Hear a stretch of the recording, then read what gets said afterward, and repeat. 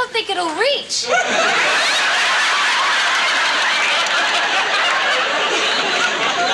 Of course not. You've got to unfold it. Premiering in 1977, Three's Company quickly captured the hearts of American audiences, becoming one of the most beloved sitcoms of the 1970s-80s. The show revolves around Jack Tripper, a clumsy chef who shares an apartment with two beautiful women, Janet Wood and Chrissy Snow, in Santa Monica. Across 8 seasons, humorous, cringe-worthy situations and endless misunderstandings had viewers laughing until they cried. However, few people know that this iconic series actually originated in the United Kingdom, with the original version titled Man About the House. Beyond the laughs, the show also hides countless intriguing secrets. John Ritter once hated an episode so much he couldn't hide his disappointment. ABC even paid $8,000, roughly $40,000 today, to free up a theatre where Audra Lindley was performing just so she could film the first episode. Are you curious why Suzanne Somers left the show in season 5, while at the peak of her career? And what dark secrets remain untold? Let's explore 20 quirky facts about Three's Company that most viewers have never known. 20. Jeffrey Tambor played 3 different roles. Jeffrey Tambor was one of the most notable guest stars on Three's Company, famous for taking on multiple roles throughout the show's seasons. After playing Jeffrey P. Brooks III, the arrogant neighbour of the Ropers in the spin-off, the Ropers Tambor appeared in 3 episodes of Three's Company, each time as a completely new character. In Father of the Bride, Tambor played Winston Cromwell III, a wealthy gentleman pursuing Chrissy's friend Cindy. Next, in Two Flew Over the Cuckoo's Nest, he portrayed Dr. Tom Miller, a psychiatrist mistaken by Jack and Janet as a patient. Finally, in Jack Goes to the Dentist, Tambor played dentist Philip Green, who had just been dumped by Terry and exhibited strange behaviour in his office.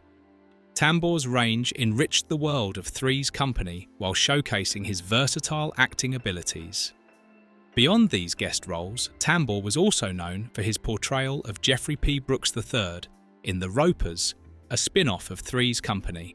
His character was a pompous neighbour and an important part of the Ropers storyline.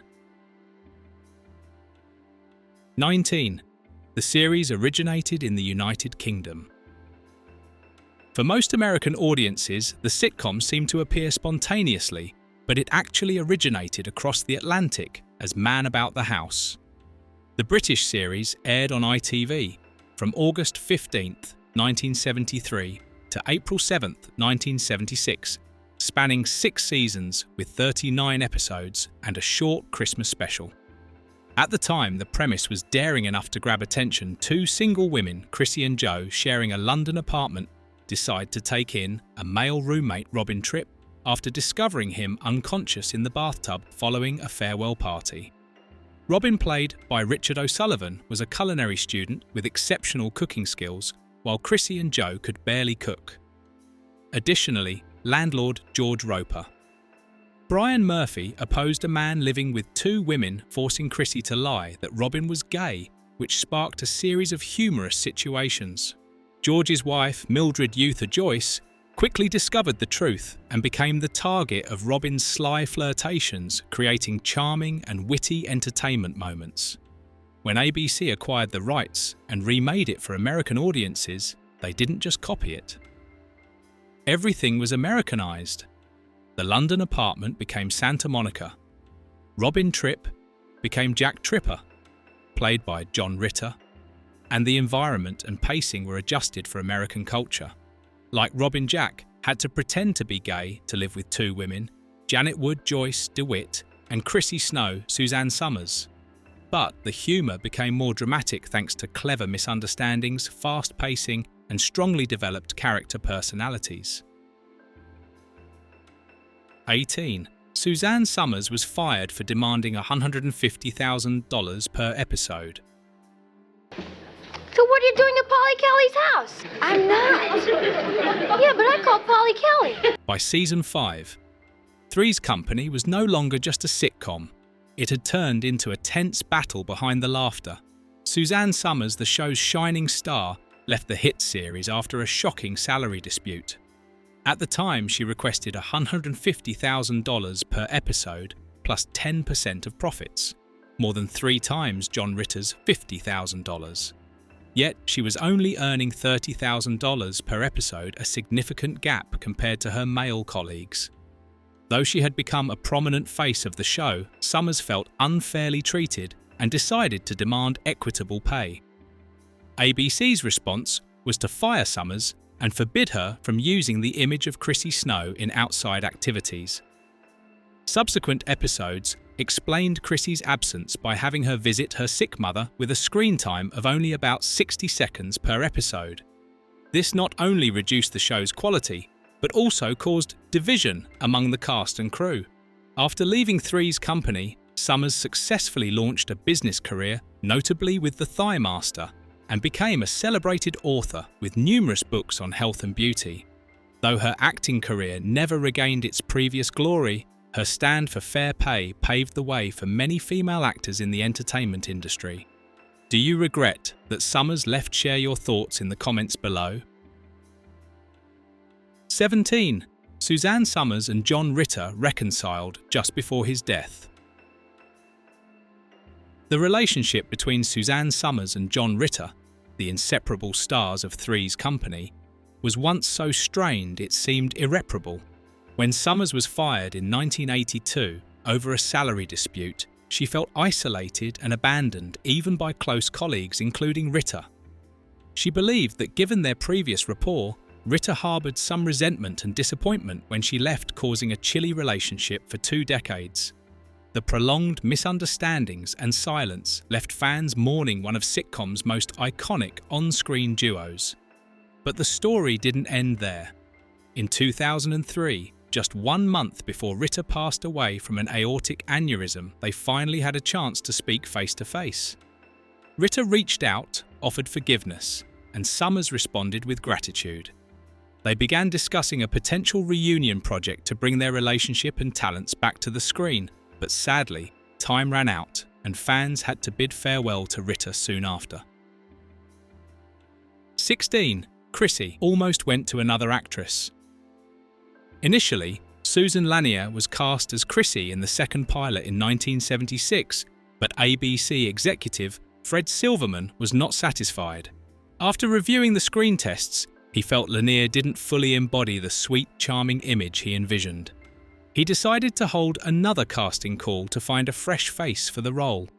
While reviewing auditions, Silverman noticed Suzanne Somers, whom he had seen on The Tonight Show. He was immediately impressed by her natural charm and humour. Just 1 day before filming the pilot, he invited Somers to audition, and the results were astounding. Suzanne Somers fully embodied Chrissy Snow, creating a character both naive and alluring, yet clever. Exactly what Silverman wanted. This decision cemented Chrissy Snow as an iconic figure in 1970s-80s American television. Do you have impressions of Chrissy's character? Share them in the comments. 15. ABC bought a theatre to secure Lindley. ABC showed strong commitment to casting Audra Lindley as Mrs. Roper, paying $8,000, about $41,000 today, to buy out the theatre where she was performing. This substantial amount underscored how crucial the role was to the producers. Audra Lindley, born in 1918 in Los Angeles, began acting in 1942 on Broadway. After years on stage, she transitioned to television, quickly making an impression as Mrs. Roper in Three's Company. The character was a middle-aged landlady with a distant husband, always seeking attention and affection, creating a humorous and endearing figure. 14. Jack Tripper was cast thanks to a standout pilot performance. John Ritter was chosen to play Jack Tripper, a clumsy yet charming chef thanks to an impressive pilot performance. In the episode, Jack attends a farewell party for a friend while searching for stable housing, leading to a comedic mishap when he wakes up in a bathtub at the apartment Janet and Chrissy are cleaning post-party.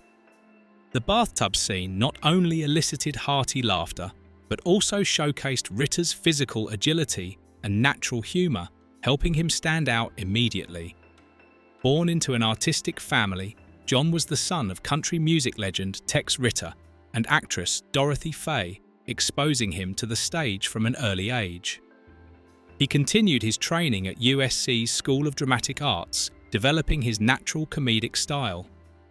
Before Three's Company, Ritter had acting experience in films and TV, but the role of Jack Tripper marked his breakthrough, earning him industry recognition and awards. 13. ABC initially decided to cancel the show due to lack of potential. At first, Three's Company faced significant challenges when ABC decided to remove the series from the fall 1976 lineup, believing the show lacked the potential to compete in the vibrant television market of the time. Although based on the British sitcom Man About the House and featuring John Ritter, along with a test cast, the first version failed to convince ABC executives.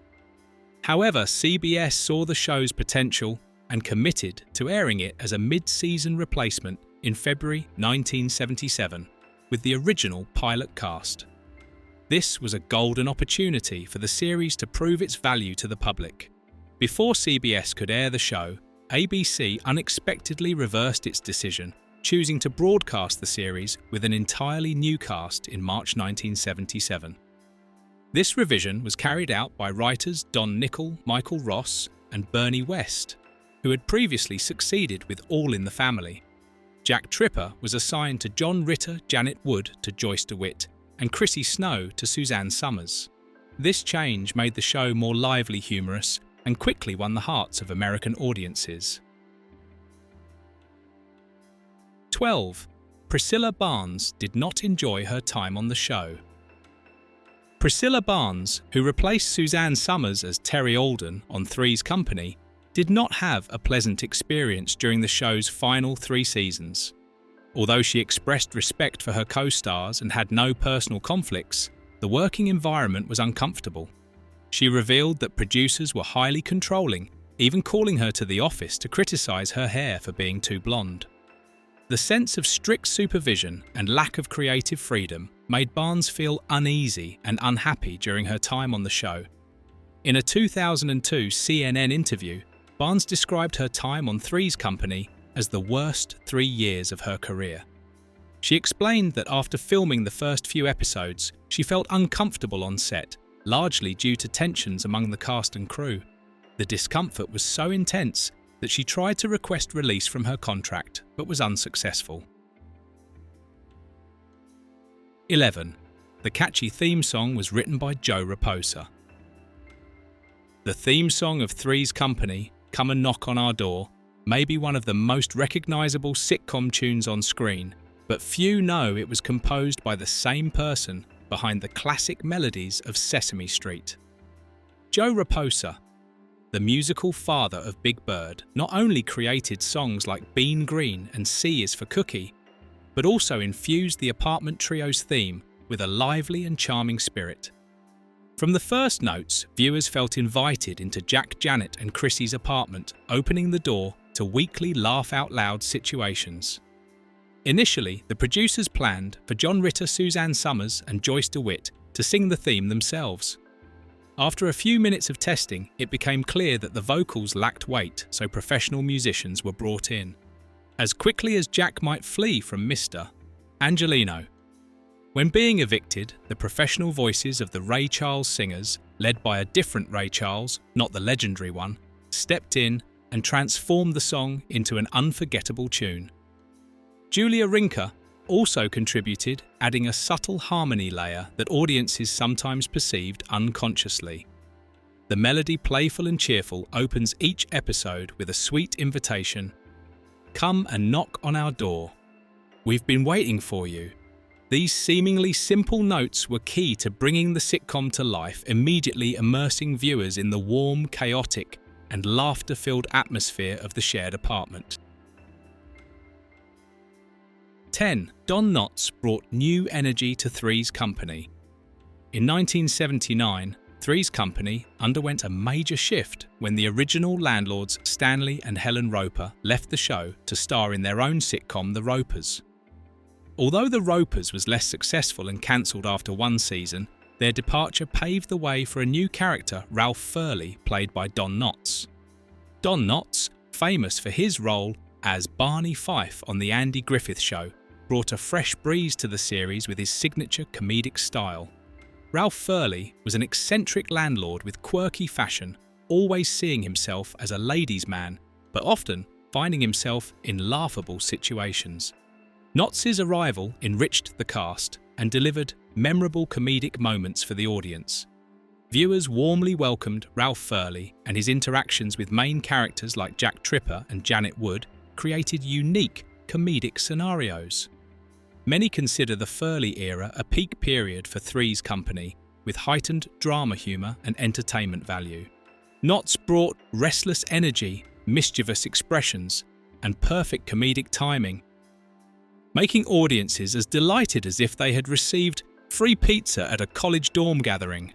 Ratings reflected this impact as soon as Knotts appeared, Three's Company rose to the number 2 spot. Viewers were so captivated by Ralph Furley that they sometimes forgot the show ever existed without him. Are you impressed by Don Knotts' role? Share your thoughts in the comments. 9. Norman Fell based Stanley Roper on a real man. Norman Fell, who played Stanley Roper on Three's Company, drew inspiration from a real man he knew in Philadelphia. He described him as naive, awkward with women and clumsy at repairs, yet believing himself charming and likeable. This man thought people noticed him because of his well-groomed appearance. Fell skillfully translated these traits into Stanley Roper, T. Boyan, a middle-aged man who is arrogant yet endearingly awkward, making audiences laugh while recognizing familiar quirks. Drawing from real-life observation, Fell gave Stanley Roper unexpected depth, turning him into a symbol of middle-aged men who are self-satisfied but unaware of themselves. 8. John Ritter's son appeared in an episode. One of the cutest moments in Three's Company history happened completely by accident. In the season 6 opening scene at the zoo, Janet is feeding a goat when a toddler wanders into the frame as if auditioning for a third adorable child role. Surprisingly, it was not a hired child actor, but Jason Ritter. John Ritter's son, who seemed more interested in the goat than his mother Nancy Morgan observing nearby, perhaps unaware he was stepping into TV history. Rather than cut or reshoot the scene, producers kept it as it was so naturally sweet. No one knew they were capturing the unofficial debut of a future actor. Jason Ritter later became a familiar face on screen, with lead roles in Joan of Arcadia and Parenthood, proving that sometimes great careers begin with curious children and friendly animals. 7. Larry Dallas was originally meant to appear only once. Larry Dallas, Jack Tripper's indispensable friend, was initially intended to appear in just one episode. In his first appearance, No Children, No Dogs, he wasn't expected to become a series mainstay, but audience reaction changed everything. Richard Klein's chemistry with John Ritter and Larry's natural comedic charm convinced producers to keep him, turning a brief guest role into a central character for many iconic episodes. He became the source of many laugh-out-loud moments, making every scene with Larry memorable. Across 8 seasons, Larry appeared in 110 episodes, becoming the only character besides Jack Tripper to feature across all 3 series, Three's Company, The Ropers, and Three's A Crowd. Do you love this character? Share your favourite Larry moment in the comments. 6. Joyce DeWitt considered quitting after 6 episodes. Joyce DeWitt played Janet Wood, one of the 3 main roommates in the Santa Monica apartment. Janet was intelligent, independent, and strong-willed. She was the only roommate with a stable job working at the arcade flower shop, and occasionally as a part-time aerobics instructor. However, few know that Joyce DeWitt initially faced a tough decision whether to continue playing Janet Wood or quit. After completing the first 6 episodes of Season 1, she felt her character was constrained and lacked depth. She worried that without clear development, Janet would become one-dimensional and fail to showcase her acting abilities. DeWitt admitted she felt forced into the role and didn't want to continue without character growth. Fortunately, producers recognized DeWitt's potential and adjusted the scripts to allow Janet to develop. As a result, Janet gradually became a beloved character, known for her intelligence, independence, and humor. What do you think of this character? Share your thoughts in the comments. 5. John Larroquette altered the script so viewers could see his face. In the Season 3, Episode 21, episode Jack Moves Out of Three's Company, John Larroquette left an unforgettable mark with a bold decision. He chose to alter the script so the audience could see his face. Initially, his police officer character was required to wear a hat which obscured his face. However, Larroquette removed the hat and improvised reading the Miranda rights aloud to Jack Tripper, both to follow the law and to reveal himself on camera. He told the AV Club, "I had to figure out a way to take the hat off, and all of this was completely selfish and intentional." The producers not only accepted it, but kept the moment, making it an integral part of the episode. In this episode, Jack John Ritter gets angry and decides to leave the apartment, accepting a job as a live-in chef for Larry's employer. While trying to return to the old apartment to collect his things, Jack encounters the police officer played by Larroquette while Janet and Chrissy are asleep. 4. The Season 6 episode, The Heiress, is one of the best episodes. The Season 6 episode, The Heiress of Three's Company, is considered one of the greatest sitcom episodes in American television history, largely due to John Ritter's iconic performance. In this episode, Jack Tripper is invited to a fancy party with Janet. But to cope with his fear of flying, he takes a sedative along with a strong cocktail called the Rocket. The result is Jack becoming completely drunk and dancing absurdly, creating chaotic yet hilarious situations that keep viewers laughing non-stop.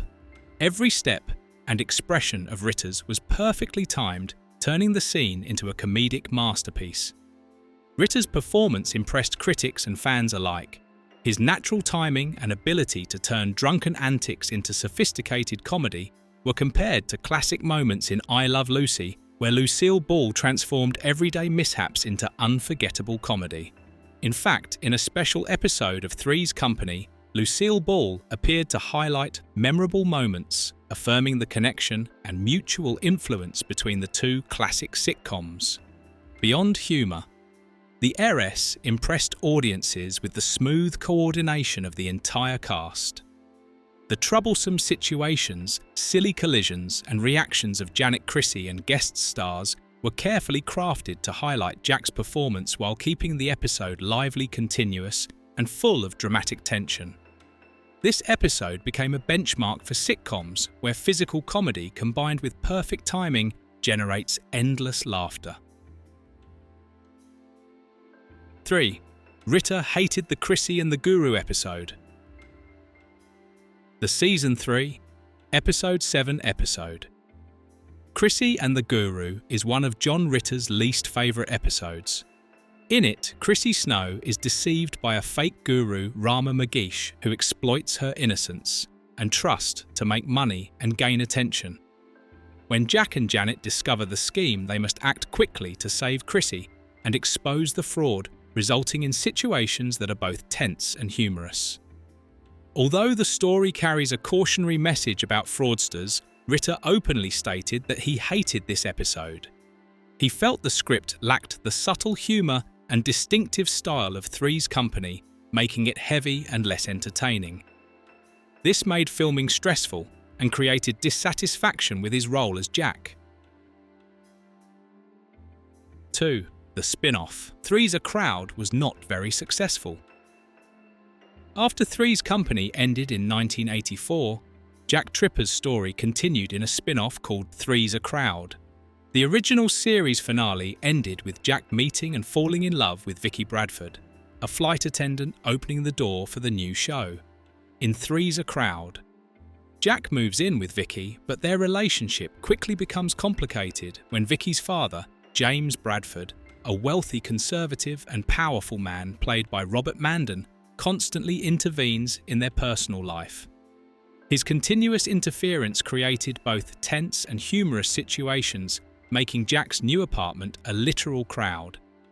Besides James, the cast included E.Z. Taylor, a young chef played by Alan Campbell, who added comedic situations and further complexity to Jack's new life. Each episode presented a light-hearted battle of wits between Jack Vicky and her strict father, mixing humour with slightly more serious tones than Three's Company. Despite John Ritter, the soul of the original series returning Three's a Crowd, did not achieve the expected success. The show lasted only one season with 22 episodes before being cancelled. Many viewers and critics felt the series lacked the subtle humour and lively pacing characteristic of Three's Company, making the experience more serious and less engaging. Loni Anderson auditioned for Chrissy but was rejected for being too good. Loni Anderson, later famous for playing Jennifer Marlowe in WKRP in Cincinnati, auditioned for Chrissy Snow in Three's Company in the mid-1970s. Despite receiving positive feedback from John Ritter, who played Jack Tripper, the role ultimately went to Suzanne Somers.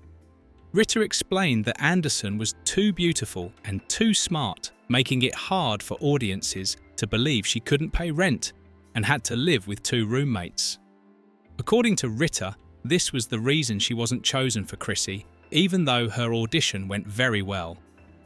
After being passed over, Anderson appeared in a Season 2 episode of Three's Company as Susan Walters, a woman Jack Tripper was interested in. Though a small role, it drew attention to Anderson and paved the way for her breakthrough in WKRP in Cincinnati. Her later character, Jennifer Marlowe, was not only charming but intelligent, breaking the dumb beauty stereotype common at the time, making her a symbol of wit and allure in American television.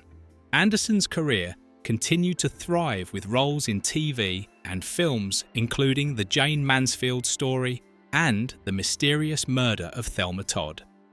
She also became well known for her marriage to actor Burt Reynolds in 1988, boosting her public profile. Even without playing, Chrissy Anderson established her unique talent and charm in the entertainment industry.